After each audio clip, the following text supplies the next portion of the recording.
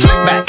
No, slick back. That's what I said. Slick back. No, nigga, I'm a pimp named Slick Back. Pimp named Slick Back. Pimp named Slick back. Nigga, are you deaf? I'm a pimp named Slick. Assalamualaikum warahmatullahi wabarakatuh. Perkenalkan, kami dari kelompok 9 ingin mempresentasikan hasil dari diskusi kami, yaitu mengenai uji autokorelasi. Nah, sebelum memulai menjelaskan mengenai uji autokorelasi, perkenankan kami untuk memperkenalkan diri. Perkenalkan, nama saya Azahra. Saya Mrs. Malti. Nah, yang pertama kita akan membahas mengenai uji autokorelasi. Apa sih uji autokorelasi itu?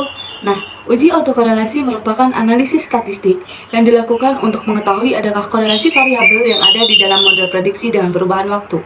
Uji autokorelasi di dalam model regresi linear harus dilakukan apabila data merupakan data time series atau runtutan waktu, sebab yang dimaksud dengan autokorelasi sebenarnya adalah sebuah nilai pada sampel atau observasi tertentu saat dipengaruhi oleh nilai observasi sebelumnya. Cara perhitungan secara manual perihal asumsi autokorelasi bukanlah dihitung pada semua variabel, melainkan Dihitung pada residualnya saja. ada cara mendeteksi autokorelasi.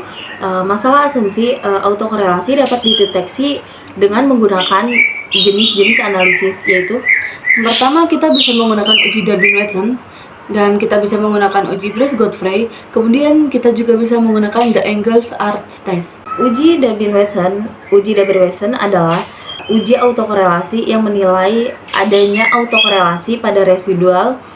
Uji ini dilakukan dengan asumsi atau syarat antara lain model regresi harus menyertakan konstanta, autokorelasi harus diasumsi sebagai autokorelasi first order, variabel dependent bukan merupakan variabel X. Nah, pada uji Darwin-Watson akan menghasilkan nilai Darwin-Watson yang nantinya akan dibandingkan dengan dua nilai Darwin-Watson tabel, yaitu Darwin upper dan Darwin lower.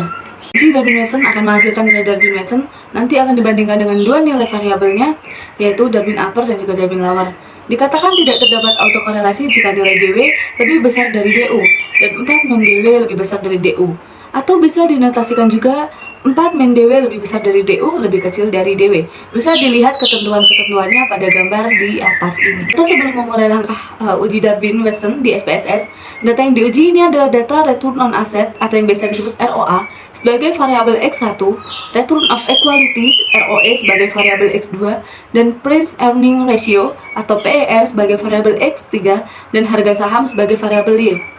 Dengan jumlah data masing-masing variabel N sebanyak 32. Dengan judul penelitian yaitu pengaruh return on assets, return of equality, dan price earning ratio terhadap harga saham pada perusahaan perbankan yang terdaftar di Bursa Efek Indonesia pada tahun 2011 hingga tahun 2014. Nah, di sini kita terdapat data pada sektor perbankan ada BCA, BNI, BRI, yang Danamon pada tahun 2011 hingga 2014. Sudah tertera X1, X2, X3, dan juga Y-nya. Kita bisa lihat pada gambar di sini. Selanjutnya, ada beberapa langkah-langkah menggunakan Darwin-Watson di SPSS. Setelah data yang ingin diuji sudah dipersiapkan, selanjutnya buka program SPSS, lalu seperti biasa, klik variable view. Selanjutnya pada bagian name tulis saja X1, X2, X3, dan Y. Pada desimal, variabel Y ubah menjadi 0 karena datanya bukan pecahan desimal atau tidak ada angka di belakang koma. Pada bagian label, tuliskan ROA, ROE, PER, dan harga saham. Nah, setelah kita melakukan proses nomor 1 tersebut, cara yang kedua kita klik data view, masukkan ROA ke X1, ROE ke X2, PER ke X3, dan harga saham ke Y yang sudah dipersiapkan tadi, bisa dengan cara copy paste. Maka akan muncul tampilan tersebut. Langkah selanjutnya, di menu SPSS pilih Analyze, lalu klik Regression, kemudian Linear. Kemudian muncul kotak dialog dengan nama Linear Regression, maka masukkan variabel harga saham atau Y ke kolom dependent. Masukkan variabel ROA atau X1, ROE atau X2, dan PER atau X3 ke kolom independence atau S, lalu klik statistik. Selanjutnya maka akan muncul kontak dengan nama linear regression statistik.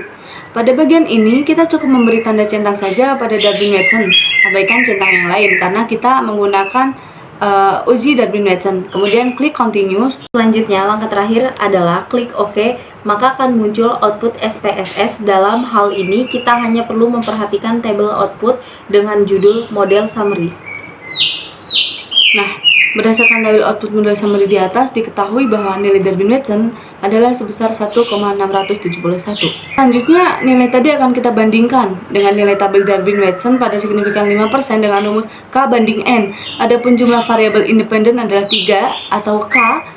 Di sini K-nya 3 setara dengan jumlah sampel atau N-nya yaitu 32. Maka K banding N merupakan 3 banding 32. Nah, kemudian dari angka ini kita lihat pada distribusi nilai tabel Darwin-Watson-nya, maka akan ditemukan nilai DL sebesar 1,244 dan DO sebesar 1,650.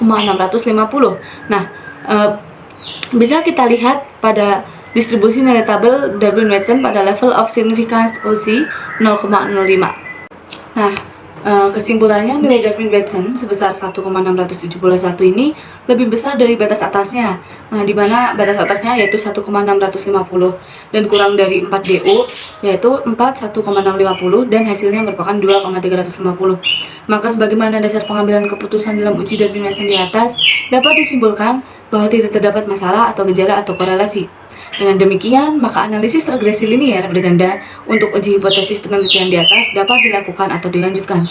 Akan tetapi, apabila hasil tadi menunjukkan adanya gejala autokorelasi atau tidak ada kesimpulan yang pasti, maka Anda bisa menggunakan alternatif uji lain untuk mendeteksi gejala autokorelasi, misalnya dengan uji rantex dengan SPSS. Sudah cukup sekian materi yang dapat kami sampaikan. Wabillahi taufiq wal hidayah. Wassalamualaikum warahmatullahi wabarakatuh.